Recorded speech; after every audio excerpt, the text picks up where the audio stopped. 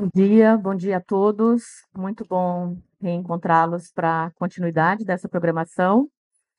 Eu gostaria, primeiramente, de cumprimentar a todos em nome do Alex Calheiros, que é o diretor do Museu da Inconfidência. Esse é um museu vinculado ao Instituto Brasileiro de Museus, que conta com 30 museus no território nacional, em 9 diferentes estados. E, enquanto museu público ligado ao Ministério da Cultura. Então, o museu público ligado ao IBRAM, Instituto Brasileiro de Museus, que é ligado ao Ministério da Cultura.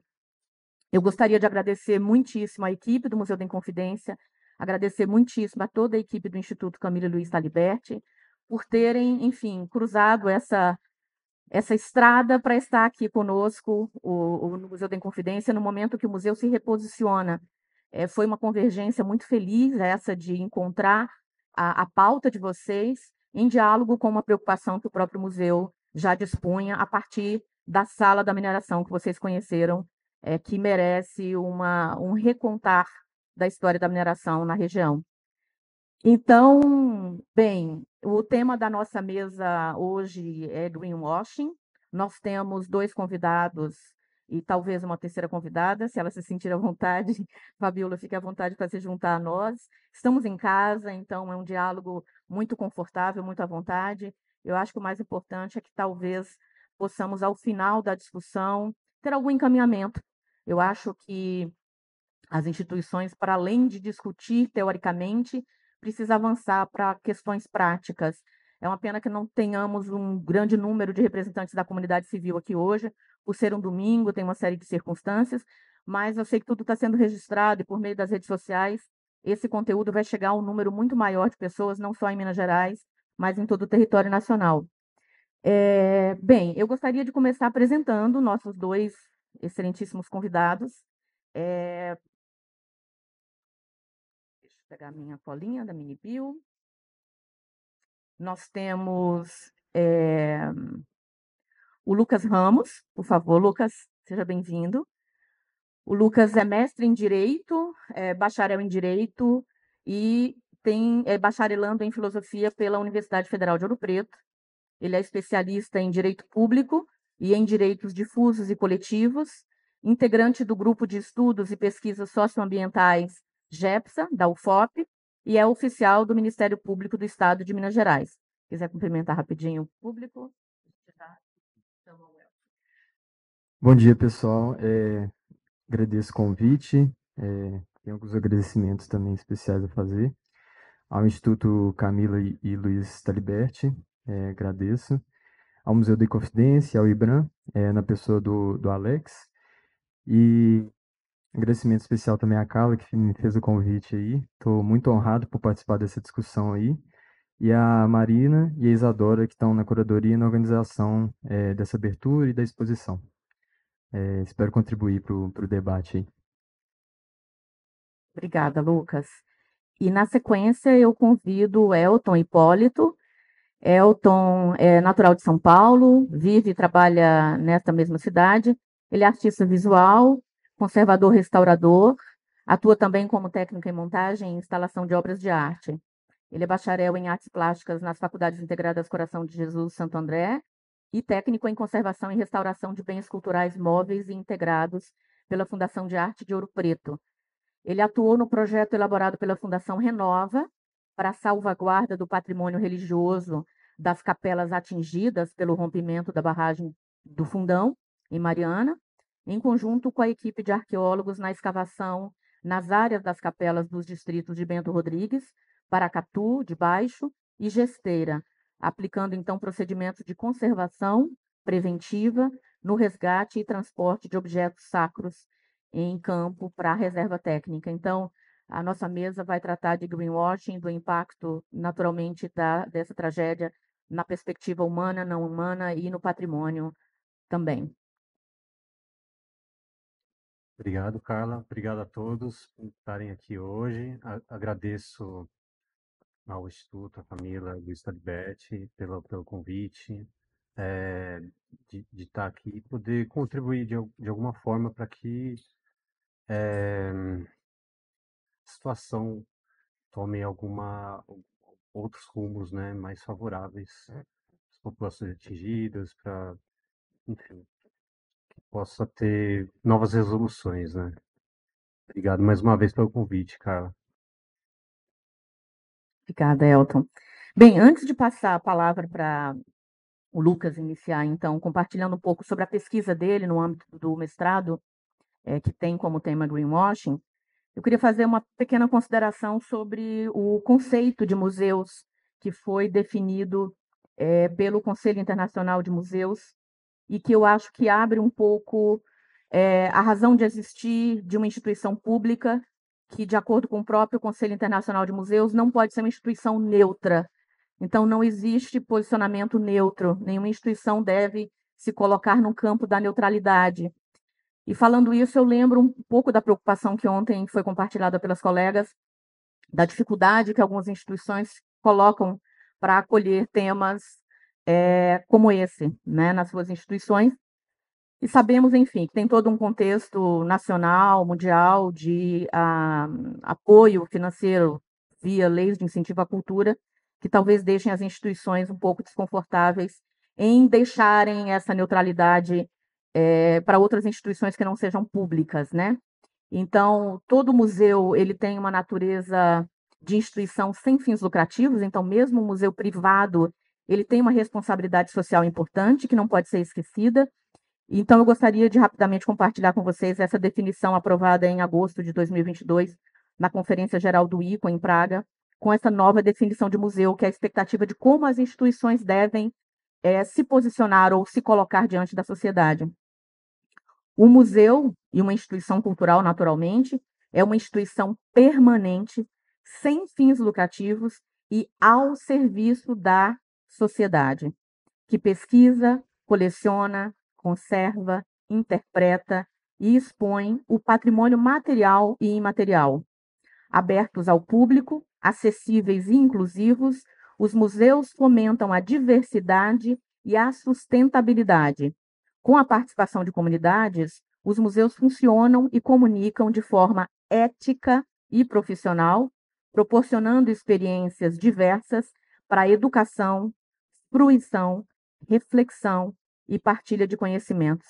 Então, a gente espera que os museus e instituições culturais brasileiras não fujam desse compromisso de cumprir a sua missão institucional, a sua razão de existir. Então, Lucas, a palavra está com você. Obrigada por estar aqui conosco hoje. Muito obrigada. Deixa eu ligar aqui os slides que eu tento passar. Eu trabalho lá na primeira promotoria desde 2017, mas em 2020 a primeira promotoria teve uma reorganização das atribuições lá, devido, dentre outros motivos, à grande repercussão que a questão ambiental tem aqui e a grande demanda que existe. Então, foi preciso fazer uma reorganização interna em razão do tanto que a Curadoria do Meio Ambiente exige do Ministério Público. Então, a primeira promotoria recebeu, então, a Curadoria do Meio Ambiente e houve uma reorganização das atribuições. Então, eu tenho contato com essa questão mais de perto desde 2020, que coincidiu com o ano do início da pandemia. E aí foi uma ocasião em que eu pude realizar uma imersão no meu trabalho, não só por vontade própria, mas porque eu estava sendo demandado, né? Pelo fato de ter que dar conta daquela nova atribuição.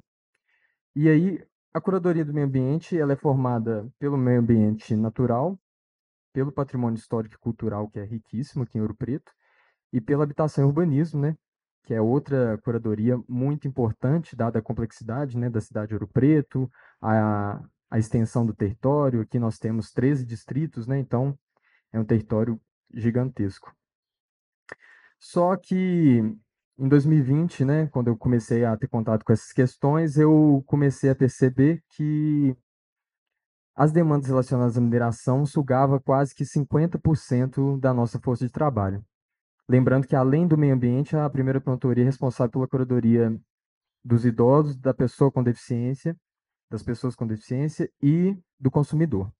Mas, enfim, tem mais de 5, 6 curadorias aí, e a questão do meio ambiente, da mineração, que faz parte do meio ambiente somente, já ocupava, no caso, em 2020, mais 50% da nossa força de trabalho. Então, isso começou a me incomodar muito, né, porque eu não tinha fôlego para chegar nas outras questões, e isso era muito visível na promotoria, porque os procedimentos eram físicos ainda à época. Então, eram procedimentos com volumes gigantescos que tiravam quase que meu assento, né?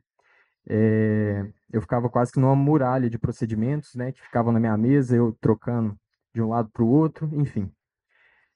Isso fez com que o Ministério Público tivesse que se especializar na matéria, então hoje em dia existem coordenadorias mais especializadas nesse assunto, então nem tudo a gente cuida mais, por isso que lá em 2020 sugava metade da nossa força de trabalho, hoje um pouco menos por causa dessa especialização que ocorreu.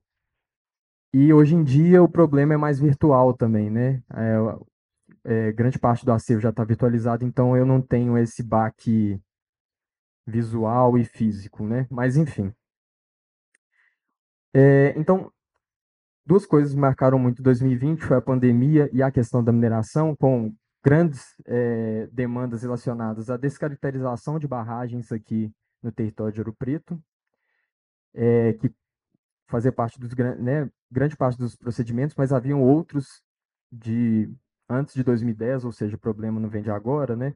Então, muitos procedimentos antes de 2010 também que acompanham e acompanhavam, alguns já foram encerrados, licenciamentos ambientais mal feitos, insuficientes, impactos nos modos de vida das comunidades atingidas, né? E aqui eu me refiro comunidades atingidas não só por barragem, como está na legislação, mas atingidas pelo próprio, né, pela própria mineração, que independente de ter barragem ou pilha de estéreo, vai ser atingida, vai ter seus modos de vida alterados aí. E uma coisa começou a me chamar a atenção a partir de 2021, principalmente final de 2021, com um certo arrefecimento da pandemia, que é a quantidade de eventos culturais patrocinados pela mineração. Então, pessoal, a indústria cultural da mega mineração, para que fique claro, ela não produz cultura. A cultura de Ouro Preto está aí, né? Efervescência cultural, diversidade cultural milenar, né? Passada de geração para geração, desde os povos originários, né? Nós temos povos indígenas aqui em Ouro Preto, é, a cultura afro-brasileira também está presente, então ela está a par de qualquer investimento da mineração, a cultura não precisa disso, né? Para que ela continue viva. Mas o que essa indústria cultural da mega mineração produz no final das contas? Produz aceitabilidade social e legitimidade social, e é isso que eu gostaria de mostrar com alguns elementos que eu vou trazer ao decorrer da apresentação. Então, pessoal, imaginário que a gente tem sobre paisagens mineradas é muito fácil, né, da gente acessar esse imaginário aterrador, né, de cavas exauridas, né, de territórios mutilados até o talo, de expressões da cultura das comunidades atingidas, né, e maculadas pelos rejeitos de barragens que foram rompidas por mega mineradoras. Mas o que eu tenho percebido, acredito que quem está aqui em Ouro Preto, né, quem está envolvido com a cultura, enfim, todo mundo, né, de forma geral, em Ouro Preto, tem percebido que a mega mineração tem tentado maquiar isso de certa forma. A cada final de semana que tem um evento, ou a cada mês que tem um evento ou uma atividade cultural em que ela patrocina. De forma que aquele imaginário de destruição vai ficando latente. Ele não deixa de existir, mas ele vai ficando um pouco mais soterrado, né? E o que se sobressai são esses eventos culturais, essas iniciativas culturais. E foi isso que me fez chegar ao tema da minha dissertação, cujo título é Minas Abertas e Patrimônios Gerais, fazendo um trocadilho aí com o nome do nosso estado, para mostrar que Ouro Preto, hoje em dia, infelizmente, se resume, de certa forma, é muito mais que isso, mas o que está mais à flor da pele são as minas abertas e os patrimônios gerais aqui em Ouro Preto. É isso que mais ressoa, apesar de que Ouro Preto é muito mais que isso, né? E aí, o subtítulo da dissertação é uma reflexão sobre a colonialidade da natureza e os investimentos de mega-mineradoras no patrimônio construído de Ouro Preto. Então, o meu recorte acaba sendo mais o patrimônio construído. Aqui a gente tem alguns exemplos de igrejas, do Horto dos Contos, do Museu do Oratório, que recebeu investimento para que as suas estruturas continuassem de pé. Mas eu fiz esse recorte do patrimônio construído porque se eu fosse abordar o patrimônio imaterial, ou então se eu fosse abordar os eventos culturais, eu teria que fazer isso em talvez mais de um doutorado e numa área interdisciplinar, porque a quantidade de eventos culturais aqui é uma coisa absurda, patrocinados pela mega mineração, e o patrimônio imaterial aí é riquíssimo, né? Então, o patrimônio construído ficou mais fácil de eu fazer esse recorte. Então, para mostrar um pouco da face, porque o que eu gostaria de mostrar é que a mão que afaga é a mesma que apedreja, né? Fazer uma referência ao Augusto dos Anjos, que colocou na sua poesia essa contradição de um certo ator, a, a qual eu relaciono que seja, no nosso caso, a mega mineração. E aí, para começar a falar um pouco dessa atuação conjunta de destruir e, por outro lado, preservar, eu trouxe, então, o território da sede do distrito sede de Mariana de Ouro Preto, para a gente ter dimensão desse território, e eu trouxe outros 4 mapas com a mesma escala, tá? Então isso é muito importante, a gente perceber que é a mesma escala. Então, vamos supor que a sede Mariana cabe um de mim aqui, e a sede Ouro Preto cabe mais um outro Lucas aqui, então. E aí, nos outros mapas fica fácil a gente perceber que essa proporção de território pode ser facilmente encaixada nas cavas de mineração que a gente tem aqui. Então, o meu recorte são as comunidades atingidas de Ouro Preto, por isso que esse segundo mapa da destruição, esse é o primeiro mapa onde são destinados as iniciativas culturais. E agora, nesse segundo mapa, eu vou trazer o mapa da destruição aí, cuja exposição está demonstrando, eu acho que até né, muito melhor do que esse mapa, com muitos outros elementos, então isso é importantíssimo. Mas eu trouxe um mapa mais aqui, sem muitas colocações a mais, só algumas siglas, né?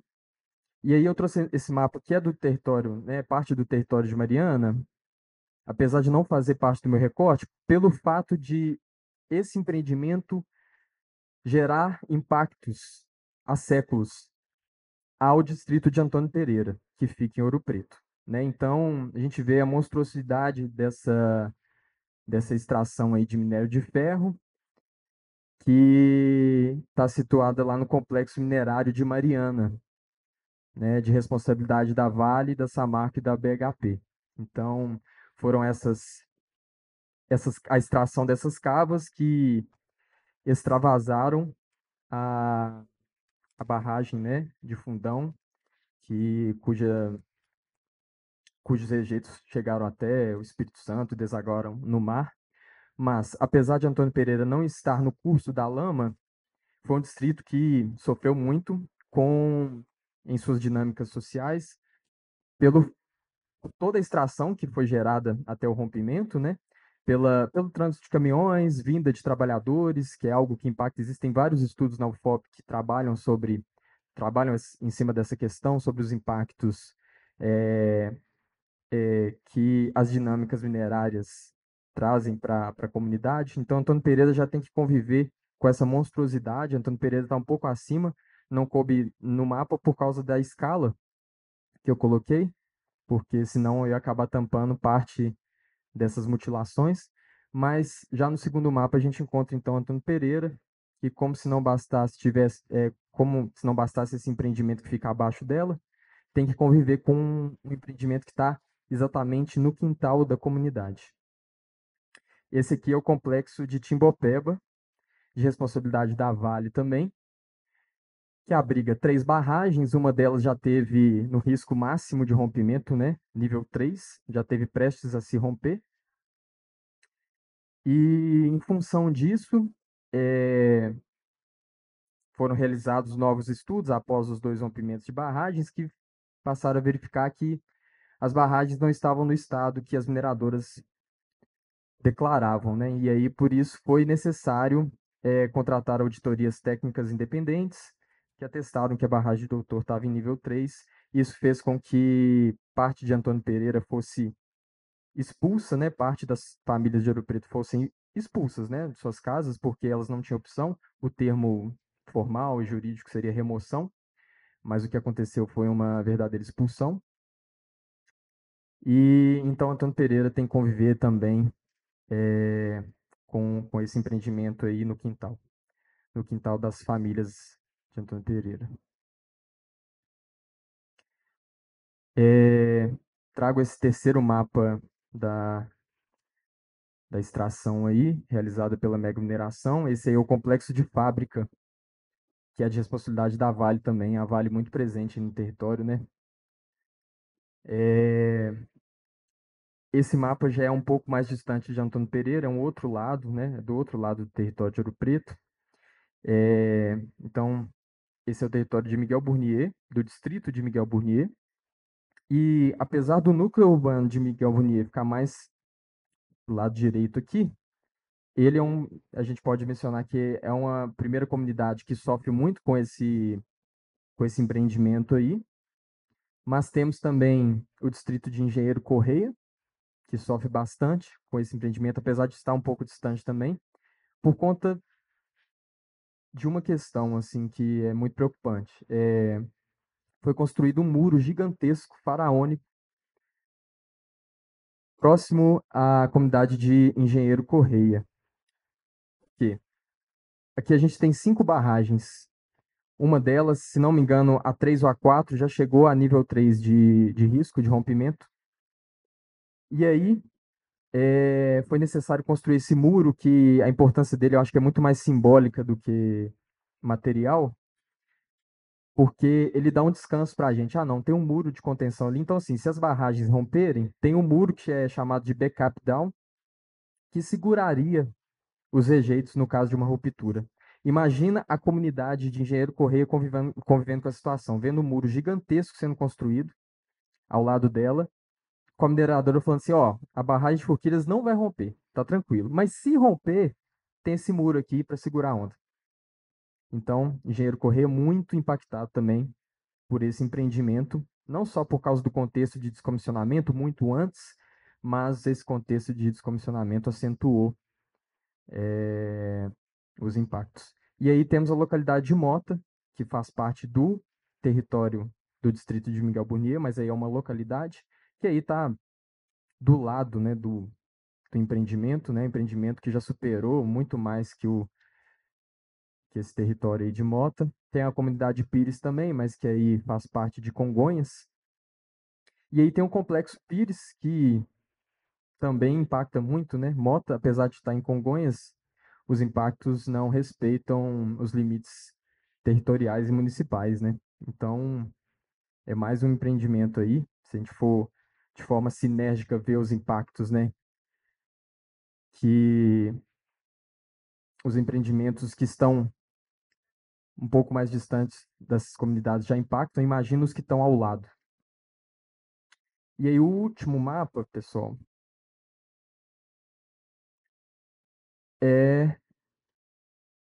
eu queria trazer o núcleo urbano de Miguel Burnier, se é que dá para a gente enxergar ele ainda.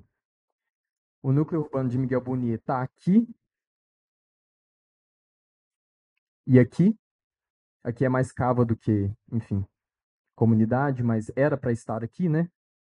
E aí eu vou precisar trazer alguns mapas um pouco mais próximos. Então, essa aqui é a única exceção, tá? Que eu vou aproximar um pouco mais, aproveitando, inclusive, uma apresentação que eu fiz há 2 semanas atrás, no Congresso da ICOMOS Internacional, que é uma instituição que acautela a cultura aí a nível internacional, né? Então eu discuti especificamente a questão de Miguel Burnier e vou aproveitar alguns mapas que foram construídos pela Amanda, que é uma aluna da arquitetura e que eu estou orientando ela nesse projeto de conclusão de curso. Então ela fez esses mapas, agradeço imensamente a Amanda. Em seguida tem a referência a ela.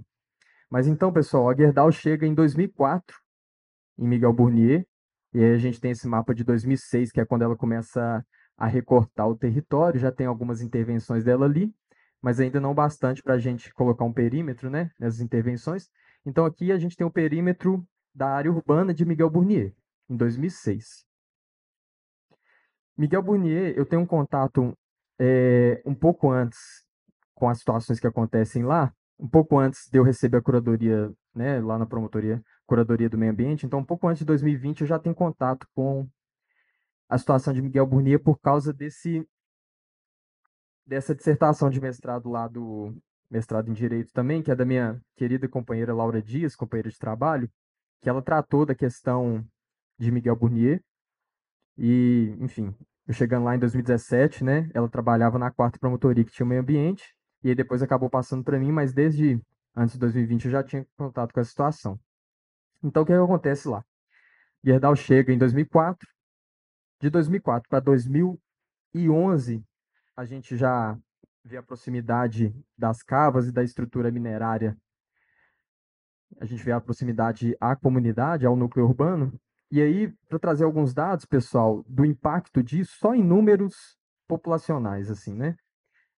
Em 2000, em 2004, tinha cerca de 1.100 pessoas na comunidade Miguel Burnier. Em 2011, esse número passa para pouco mais de 800 pessoas.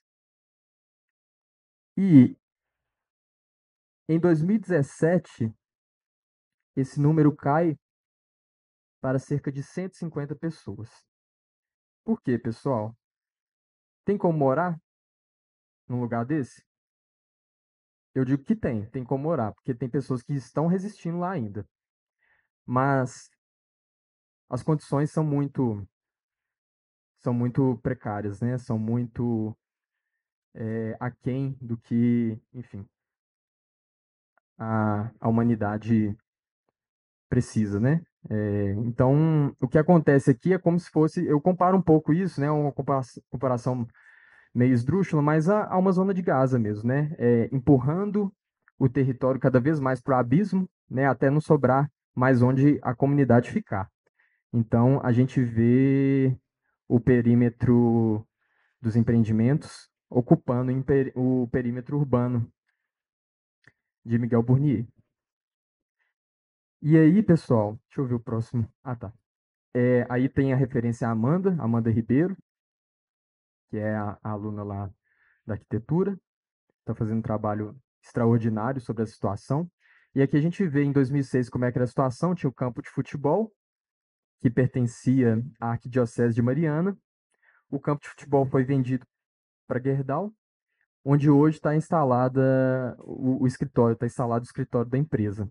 A gente sabe da importância de um campo de futebol para uma comunidade, né? Minas Gerais e seus interiores, a gente sabe como que faz parte, né?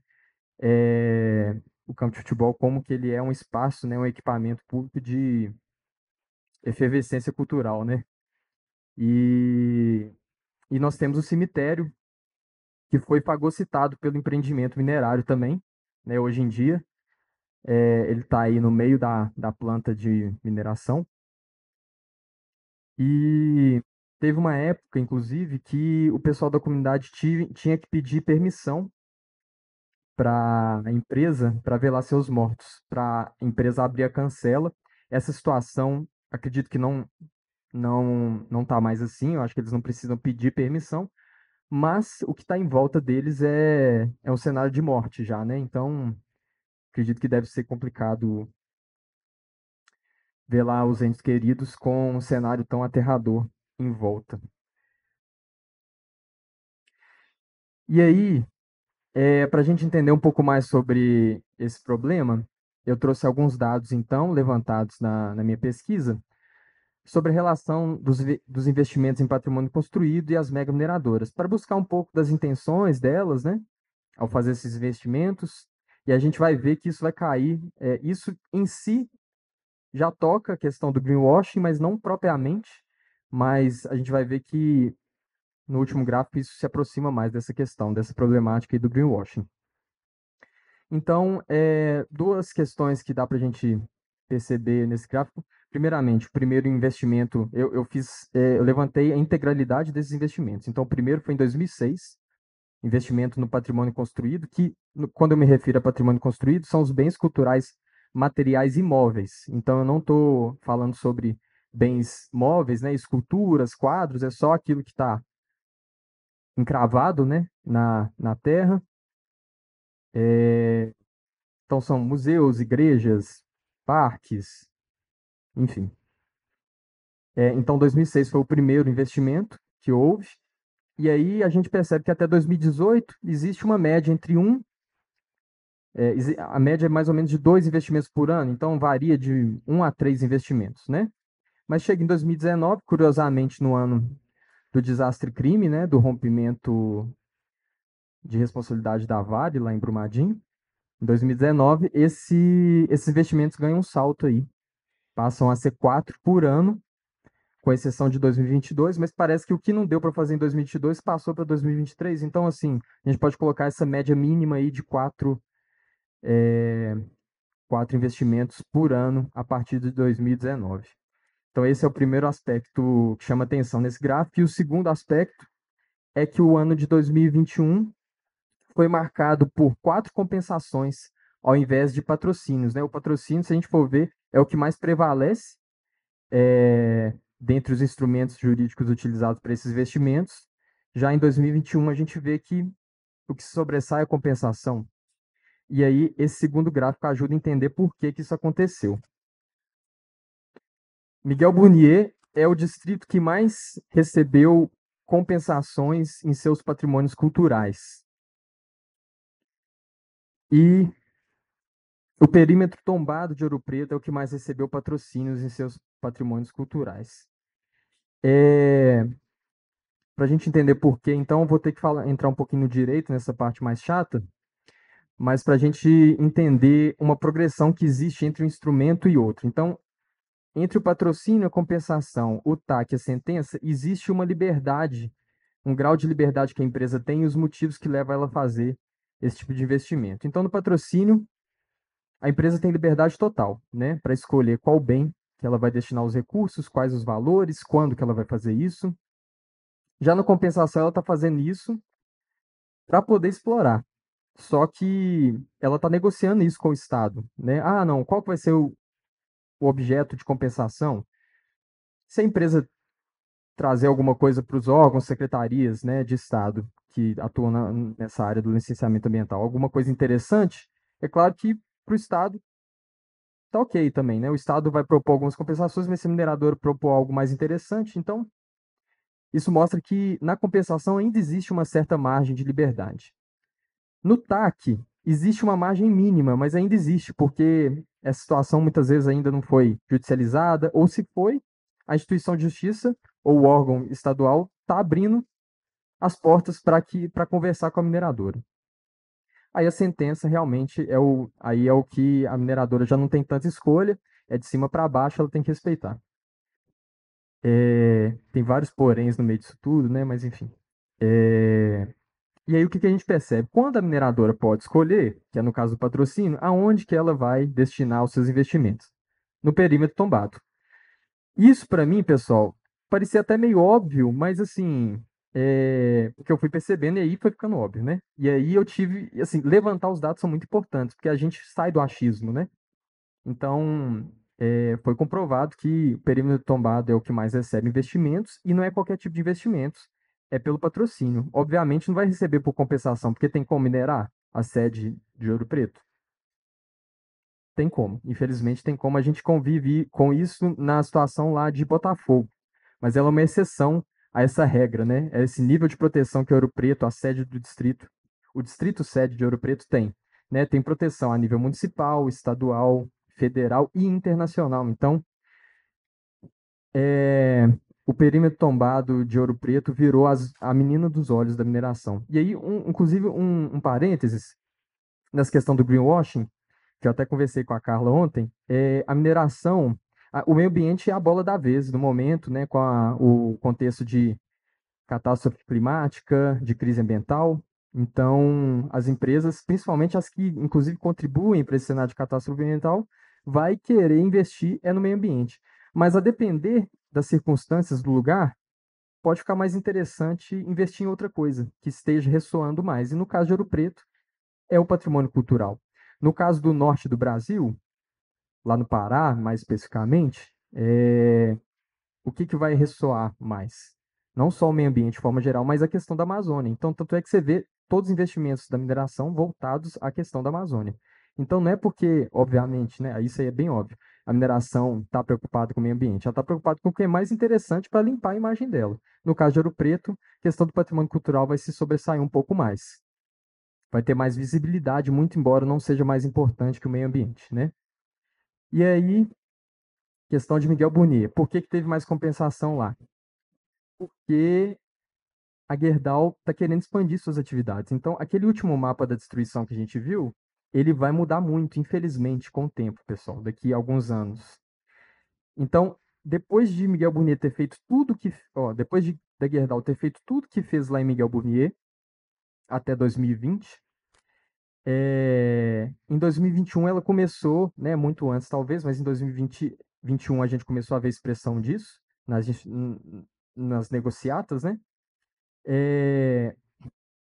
A Gerdau começou a precisar limpar a sua imagem e arrumar objetos de compensação para conseguir explorar mais ainda, aumentar a sua produção. Então eu trouxe aqui duas manchetes de jornal, que eu até apresentei lá na Icomos, né? Essa manchete aqui de 2023. Após ter firmado essas compensações, né? De quatro dessas cinco foi em 2021, que é o que está no outro gráfico. Preparou o terreno, então, está tudo compensado, está tranquilo. Para 2023 poder anunciar que a Gerdau investirá 3,2 bilhões em plataforma de mineração sustentável em Miguel Burnier. Eu vou passar isso aqui, tem até a cara do nosso governador no meio. E aí tem um outro, isso aqui é de um jornal local, tá, gente? São dois jornais locais, esse aqui, O Liberal, o nome dele. Com o apoio da Prefeitura de Ouro Preto, Gerdau anuncia investimento de 3 bilhões com geração de até 5 mil empregos. Não sei de onde que vai vir esses 5 mil empregos, quem que vai ser empregado nisso, né? Ou seja, não sei, não tem garantia nenhuma de que isso vai trazer um reflexo direto positivo para a comunidade. Mas, enfim, 3 bilhões, isso aqui já numa reunião no município de Ouro Preto.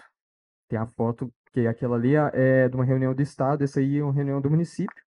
Então, a Gerdau vai investir 3 bilhões. Imagina quanto que ela vai ganhar de lucro, né? Deve ultrapassar a casa dos 10 bilhões. Eu não tenho ideia disso, mas eu acredito que, no mínimo, um lucro aí de 10 bilhões no decorrer dos anos. E aí temos uma terceira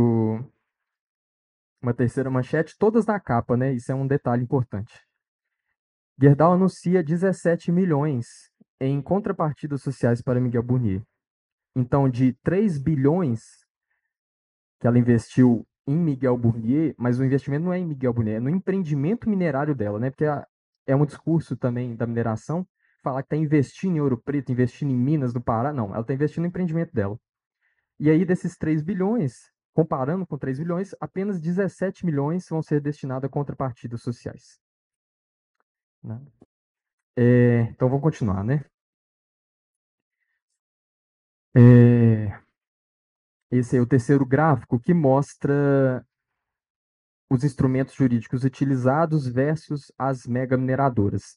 E, pessoal, mega mineradora é um recorte na minha pesquisa, mas mineração existe de grande porte, de médio porte, de baixo porte, aqui em Ouro Preto. Então, tem mineração para tudo quanto é tamanho, e tem de gigantismo porte, que é o caso das mega mineradoras, mas eu não estou querendo menosprezar todo o impacto que as mineradoras menores, que as mega mineradoras causam, né? Nós temos a situação lá de Cachoeira do Campo, de Amarantina também, que sofre muito com duas mineradoras, que inclusive acabaram produzindo muito mais a partir do descomissionamento das barragens, porque elas passaram a fornecer a matéria-prima do descomissionamento das barragens. Então, assim, o impacto ele é sinérgico, né? Não tem como a gente olvidar disso.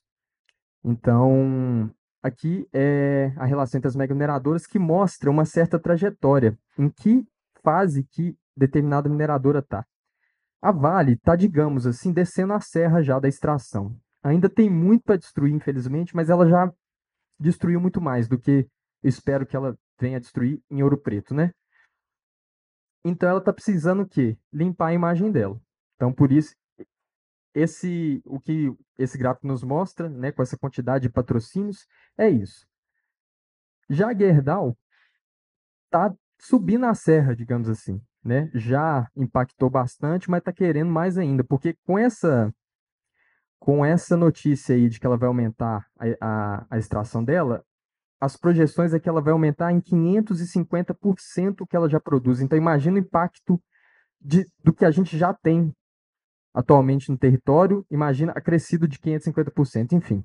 Então, a Gerdau compensa para ela destinar os seus investimentos em instrumentos de compensação para poder preparar o terreno para continuar fazendo, né? Então, isso mostra essa diferença. E aí tem umas meio que aleatórias aqui, CBMM, né? Por que está aqui, né?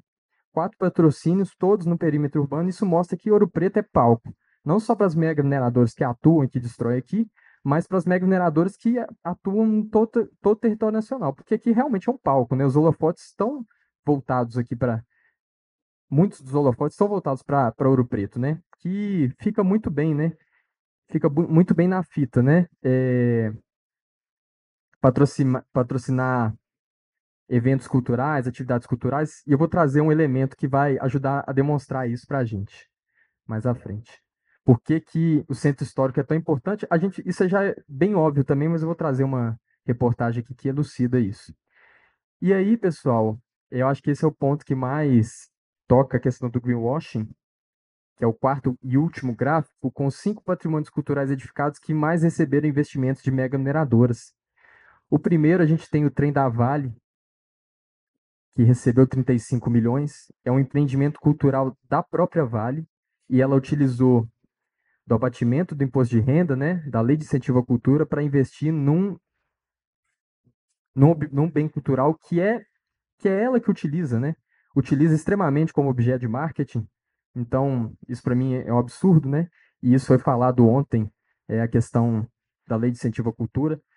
Pessoal, assim, todo cuidado, toda cautela ao tratar de lei de incentivo à cultura. Eu acho que políticas públicas que são insuficientes, elas têm que ser corroboradas com mais políticas públicas. Então, a lei de incentivo à cultura tem que ser fortalecida, mas ao mesmo tempo é interessante trazer essa questão ao debate, né? Essa apropriação não só da lei de incentivo à cultura, mas do licenciamento ambiental, do território, da arte, pela mega mineração, né? Então, a crítica se destina exclusivamente à questão da mega mineração, e aí a gente tem que, sabendo disso, né, ajustar alguns pontos, né? Mas esse é uma questão muito relevante, que eu acho que foi a Isabela, né? Isadora que trouxe ontem, e eu fiquei me mexendo na cadeira, né? Mas que bom que a gente está tendo a oportunidade de falar um pouco mais sobre isso. Seguidos do Museu do Oratório, que é um museu da Fundação, não é Andrade Gutierrez, é o nome da filha da Ângela Gutierrez, né? Ou seja, 5 milhões aí destinado para um museu que é de iniciativa de um instituto relacionado a Andrade Gutierrez. Bom, seguimos. Museu Bullier, Igreja Matriz de Santo Antônio das Garças Brancas, lá em Glória, e Passo da Misericórdia. A única exceção a isso que eu estou falando, pessoal, dessa conexão entre o patrimônio cultural e a mineração, é a Igreja de Glaura, tá? Essa é uma exceção que comprova a regra, porque os demais bens culturais, a gente vê o caso do Museu Bullier e do Passo da Misericórdia, que estão um do lado do outro. Quem está aqui em Ouro Preto, quem passa um mês aqui, certamente vai conviver com alguma propaganda de algum evento realizado lá no Museu Bullier. Se for no meio do ano, então, que o meio do ano está cada vez mais alargado, que já não é junho, julho e agosto, né? Tá muito mais alargado, porque é tanto evento que parece que o meio do ano não acaba. Então, a gente vai ver que antes do Museu Bullier ser essa plataforma utilizada pelo Instituto Cultural Vale para promoção da sua logomarca e para promoção de eventos culturais, claro, mas isso vem da Lei de Incentivo à Cultura, então isso é uma ideia, enfim, a gente tem que atribuir. E aí uma questão que você falou ontem, da questão dos artistas, né, que recebem o patrocínio, né? Infelizmente, os artistas são reféns disso, porque, assim, no final das contas, é uma ideia do governo, né? Então, se eles não recebem o investimento do patrocínio da mega mineradora, eles não recebem um benefício que o governo realizou para eles. Só que no meio do caminho, isso acabou sendo sequestrado pelas mega mineradoras, mas realmente não tem como abrir mão, porque esse dinheiro, essa ideia foi destinada para realmente ir para os artistas, né?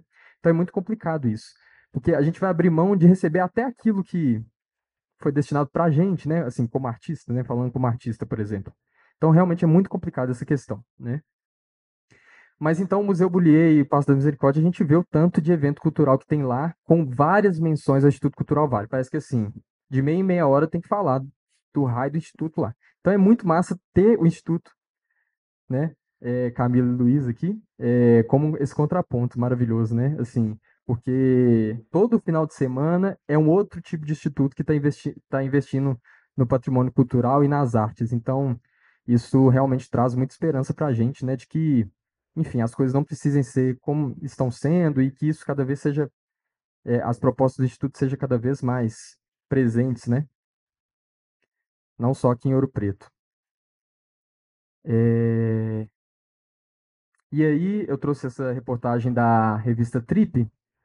Quais são as atrações, né? Aí eu vou colocar Ouro Preto como atração aqui, mas é ela que está falando, que é assim, é a revista, né? Quais são as atrações mais instagramadas do Brasil?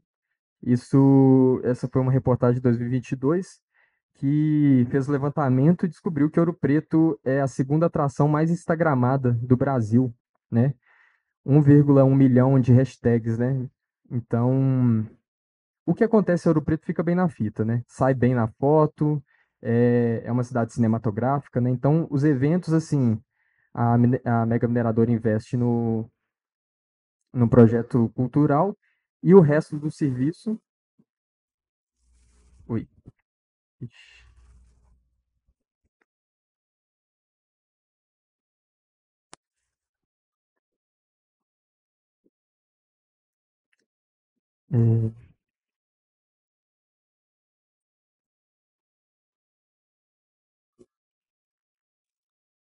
É, obrigado. Então, encerrando, eu trouxe essa questão, né, de Ouro Preto como segunda atração turística mais instagramada só para elucidar o quanto que os holofotes estão virados para cá. Qualquer atividade cultural que seja realizada, os turistas e os moradores fazem o resto do trabalho na questão de divulgação, né? Porque, enfim, isso pertence a nós também, né? Independente de estar sendo investido por empresa A ou B. Trouxe essa postagem aqui do Instituto Cultural Vale, né? O Instituto Cultural Vale patrocina diversos projetos de restauro e preservação do patrimônio histórico e cultural brasileiro, seguido desse slogan, né? Onde tem cultura, a Vale está. Eu queria propor que onde tem cultura, a Vale, a mineração está, para poder propagar a mineração, a cultura da mineração, né? Então, um reflexo disso tá, infelizmente, gente, na entrada do município. Vamos ver se vai aparecer. Que essa pedra aqui, eu não sei se vocês repararam, mas eu, enfim, não tem uma vez que eu tô passando por Ouro Preto que eu não reparo essa aberração aí na entrada de Ouro Preto, que foi uma escultura patrocinada por. Eu dou duas chances para vocês. Duas chances só. Qual a empresa que patrocinou essa escultura? A Vale, uma não foi a Vale. Gerdau. Então é isso. É, Bom, eu acho que isso aqui é um insulto, né, para quem já foi atingido pela questão da mineração. Claro que a arte, né, ela pode proporcionar várias interpretações e tal, então pode conectar a questão do barroco, não sei o quê, mas assim, eu acho que é um lugar muito privilegiado para qualquer tipo de escultura estar, né? Então, assim, eu acho que a gente tem que questionar bastante isso. E esse aqui é um mapa produto da minha pesquisa, que relaciona o patrimônio cultural, o patrimônio construído, as comunidades atingidas, as cavas de mineração e as barragens, tá? Para quem, caso tenha interesse aí em dar uma olhadinha. E aí, esse aqui é o link da minha dissertação. Queria agradecer aí a atenção de todos e aí vamos ver se a gente consegue conversar um pouquinho mais sobre isso. Valeu, gente. Obrigado. Obrigado, Lucas, pela apresentação. Foi incrível ver. Não, imagina, acho super necessário. Eu vou falar um pouco da experiência que eu tive aqui em Mariana. Eu trabalhei para a Fundação Renova, né? Não diretamente. Eu sou restaurador, né? Minha formação eu sou artista visual e sou restaurador. E me formei aqui em Ouro Preto em 2010, não, 2012. Voltei para São Paulo, vim, voltei, trabalhei em projetos de restauração aqui em Minas. Em 2016, eu estava em Congonhas, trabalhando no restauro lá. Tive que voltar para São Paulo porque o projeto tinha sido interrompido. E aí a pessoa que tinha me contratado para esse projeto em Congonhas, ela tempos depois tinha me falado do trabalho em Mariana, que tinha acontecido já o rompimento lá e estava precisando de gente. Então, em 2017, eu estava trabalhando para uma empresa de arquitetura que estava responsável pelo projeto de salvaguarda do patrimônio religioso atingido pela rompimento da barragem de Fundão. Então, consistia em três locais, que era Bento Rodrigues, Paracatu de Baixo e Gesteira. Continuar o trabalho que já havia iniciado em 2016, com a escavação no entorno das igrejas e internamente nas igrejas.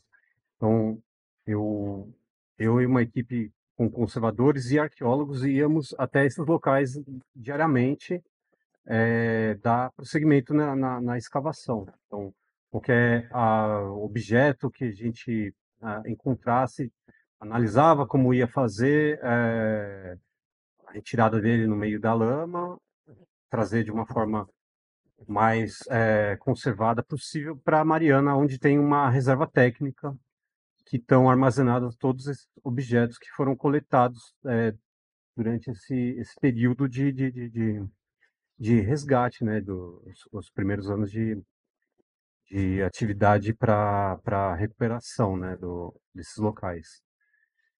E, bom, foi um trabalho bem complexo em vários sentidos, assim, por estar nesses locais que foram atingidos e ver de perto, né, a situação que o cenário de guerra que a gente vê em filmes, né, e você está ali presente e ver todas aquelas casas destruídas, a marca de lama em todo o local, foi bem impactante. Impactante também no sentido do drama social, né, de você estar ali entre as pessoas que foram atingidas, os moradores da cidade, que muitos não não souberam, acho que, lidar com a situação. Então, existe uma situação de bullying, eh, de perseguição. Então, essas pessoas atingidas passam por um outro tipo de conflito, além de terem perdido tudo, né? História, seu local de origem, sua casa, sua roupa, né? Enfim. Muitas vezes a gente também era mal visto, porque eu estava fazendo um trabalho no sentido de de estar auxiliando elas, mas até essa compreensão chegar até elas era muito complicado, né? Tem algumas amigas que trabalharam comigo, restauradores, que trabalharam em Barão de Cocais. Pouco tempo atrás, você citou aqui da construção do muro, elas estiveram na cidade na época e para poder coletar é, objetos sacros lá da capela matriz e as pessoas tratavam elas como funcionários da Vale, hostilizando, né? E enfim, era e elas estavam lá para poder resgatar esses objetos para elas, né? Foi basicamente esse trabalho, assim, durante o ano. É, e aí teve algumas dos moradores que também trabalharam com a gente na, nas escavações. Então, era uma forma deles, da Renova, fazer uma integração com a comunidade, né? Mas mesmo os objetos que estavam lá na reserva, que foram resgatados, era um acesso bem restrito, assim, para eles, com horário para ir, né? Não podia chegar em qualquer horário. A gente também, na equipe, estava num momento de elaboração do que viria a fazer com aqueles objetos coletados, né? Hoje em dia eu não sei como que está o desenrolar dessa situação. Eu acabei me afastando um pouco, né, diretamente, né, de como se sucedeu esse tratamento das peças, do que aconteceu. É, mas era bem complicado isso, porque são objetos pessoais, ou, de certa forma, pessoais, porque as pessoas tinham convívio com eles diariamente, né? Lembro que de Paracatu a gente levou o retábulo que estava dentro da igreja para lá, já tinham levado outras peças que eram utilizadas em outras ações comunitárias ali. Então, as pessoas elas têm um apreço ali por aqueles objetos, tem uma ligação afetiva forte ali. E, e ainda assim havia essa restrição, né? Então, isso foi uma situação bem difícil, né, de lidar. A gente tinha que ficar numa neutralidade até. Teve um momento que, como eu sou artista visual, aquilo me tocou de uma forma que precisava fazer alguma coisa, mas por estar dentro da empresa era difícil de pensar em alguma coisa e não sofrer consequências, né? Teve um momento que eu fiz um trabalho, uma pesquisa com tinta de terra, e aí eu fiz um dos funcionários que trabalhava com a gente, que é morador de Mariana. Fiz em São Paulo, uma pintura, um retrato dele, numa vitrine, como uma forma de levar um pouco desse desastre para quem não viu de perto, né? Que foi uma coisa que me marcou, assim. Não fui uma pessoa diretamente atingida, mas por estar no local e conviver com todos esses conflitos, isso me pegou muito, assim, né? Até hoje é algo que eu busco acompanhar, assim, o desenrolar das punições que não foram punidas, como a gente pôde ver agora no início de novembro, com a Vale, a Samarco e a BHP sendo absolvidas aqui no julgamento aqui no Brasil. Isso foi muito surreal, né? É uma situação muito surreal isso, diante de todo o dano que eles causaram na vida das pessoas, no meio ambiente que não tá recuperado. Ah, durante esse trabalho, indo para campo, né, indo para os locais onde a gente atuava, a gente passava por trechos onde via o trajeto que a lama percorreu. E outras equipes, outras empresas fazendo atuações ali nas margens, né? Mas, assim, o que eu soube é que eles não retiraram o rejeito desses locais, o rejeito ainda está lá. Eles fazem uma contenção nas margens, colocando, tipo, uma tela para segurar essas margens para não vir para o leito do rio e implantando um tipo de grama que cresce muito rápido. Assim, a, a ideia era segurar essas margens, né? Mas eu não sei como que isso se desenrolou ao longo desses anos, mas acho que entra dentro do greenwash, né? É uma maquiagem, né? Mas o dano ainda está lá. O leito do Rio Doce ainda está todo contaminado com rejeito, não foi retirado. Nem no litoral do Espírito Santo. É, então, acho que Nova, ela, ela pecou muito nesse trato com o meio ambiente ainda, né? Questão do assentamento das pessoas também, que ainda passa por conflitos. A gente estava até comentando antes aqui de iniciar a fala, como as casas que foram construídas na Nova Bento, elas são completamente fora da realidade das pessoas que viviam em Bento Rodrigues, em Paracatu. São casas que atingem a margem de milhões de reais, 3 milhões de reais, uma casa que segue um padrão de alta, alta classe.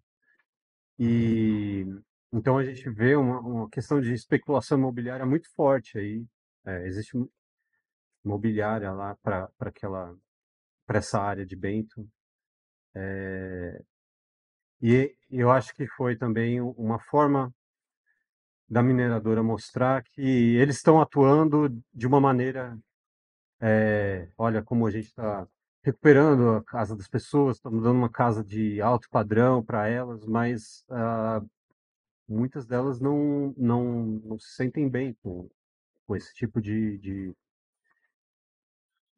compensação, né? Fiquei sabendo também que muitas já venderam ou estão com plano de vender essas casas que, de certo modo, não faz sentido para elas, né? O modo de vida era um modo de vida da roça, com plantação no quintal, com criação de animais, e isso dentro dessas casas não tem essa condição, né? É, eu acho que dentro do, do que, do que eu pude ver, assim, a Renova ela não atuou mesmo para fazer uma reparação, né? Acabou entrando num campo de ter uma atuação de fachada mesmo.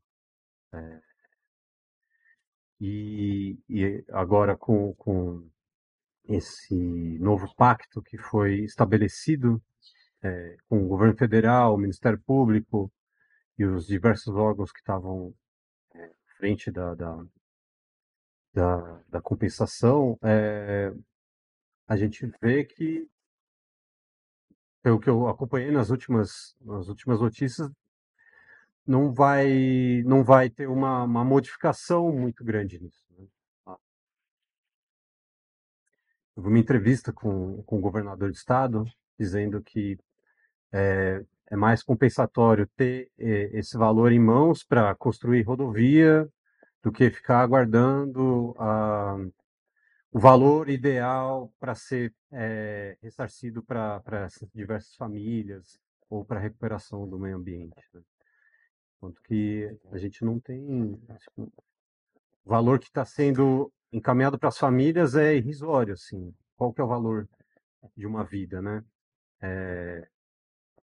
e esse valor que chega até essas pessoas nem chega a ser o valor da antiga moradia delas, né? Então, é uma situação muito delicada, que ainda se propaga, né?